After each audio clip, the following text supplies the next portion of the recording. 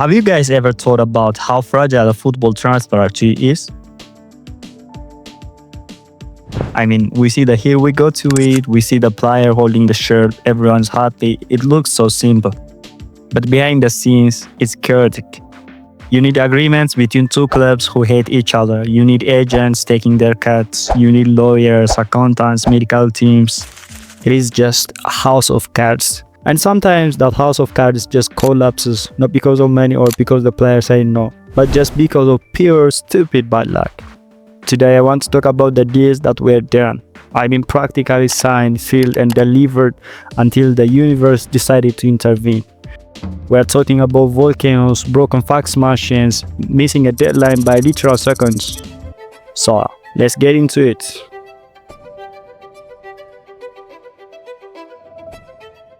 Number 1. David De Gea to Real Madrid.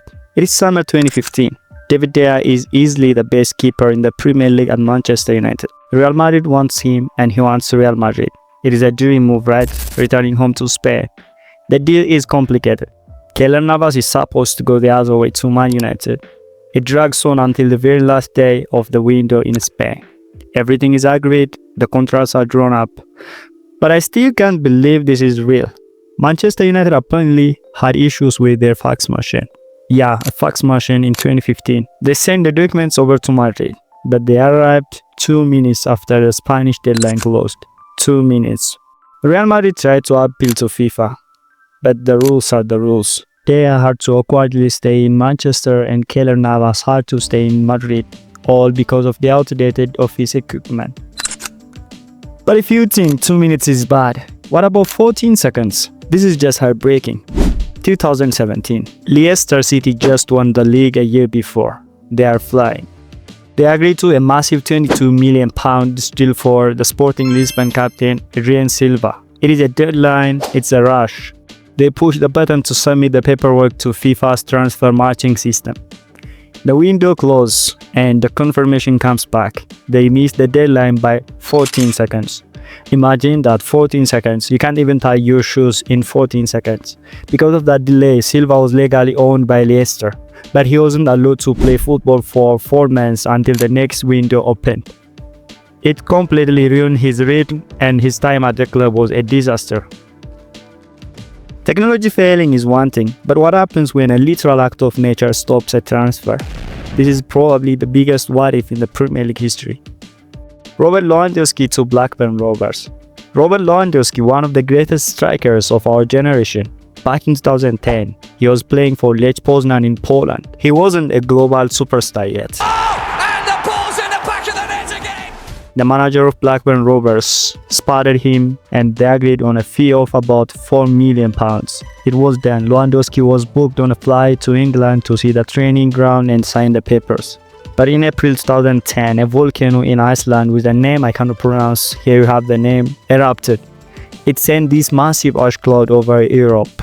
All flights were grounded for days. Lewandowski literally couldn't fly to England. While he was stuck at the airport waiting, Borussia Dortmund called his agent and said, "Hey, why don't you come see our stadium instead? It is closer and you can drive here." He went to Dortmund, he signed for Dortmund, and the rest is history. Now we have to talk about the saddest category, the medical fails. You do all the hard work, the fee is agreed, the wages are done, and then the doctor finds something. Nabil Fekir to Liverpool. Do you guys remember this in 2018? It was done. It really was done. Nabil Fekir was amazing for Lyon.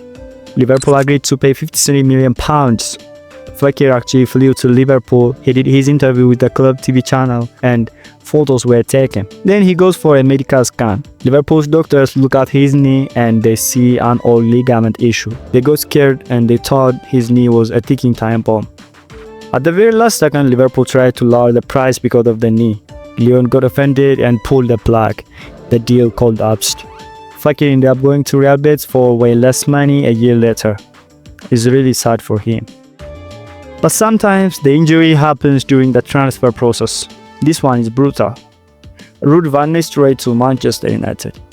Before he eventually joined United and became a legend, Van Nistelrooy was supposed to join a year earlier in 2000. The deal was agreed. But during the initial medical checks, United found a small problem with his knee. They said, okay, we won't sign it today. Go back to your club, PSV, do some light trainings for a few days and let's see how it reacts.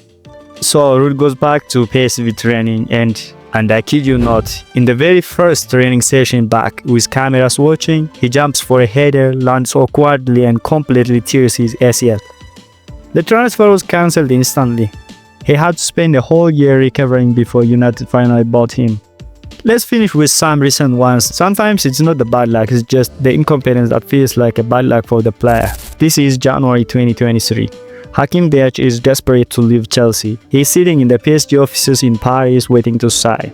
It is a deadline day. PSG is waiting for Chelsea to send the final signed documents. Chelsea sent the email, but they attached the wrong document. PSG says, hey, this one is wrong. Chelsea sends it again, and it's the wrong document again. They did this 3 times. By the time Chelsea sent the correct piece of paper, the deadline had passed by a few minutes. The French league refused to ratify the deal. Ziyech was furious, stuck at the club that didn't want him, all because someone in London couldn't attach a PDF correctly. And finally, sometimes the bad luck is just about geography. Back in 2012, Clint Dempsey was amazing for Fulham. Roma wanted him and it was a deadline day. Clint Dempsey to Roma.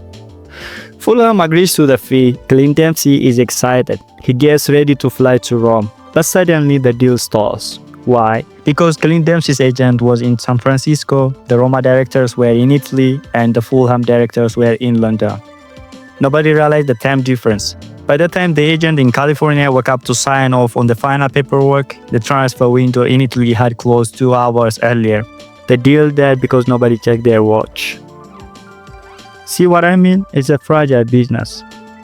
It just makes you wonder how different would football history be if that volcano didn't erupt or if that fax machine actually worked. Anyways guys, let me know in the comments below what's the biggest failed transfer that broke your heart as a fan. Which one do you wish had actually gone through? Drop a like if you enjoyed this trip down memory lane, subscribe if you are new, and I'll catch you in the next one. Ciao!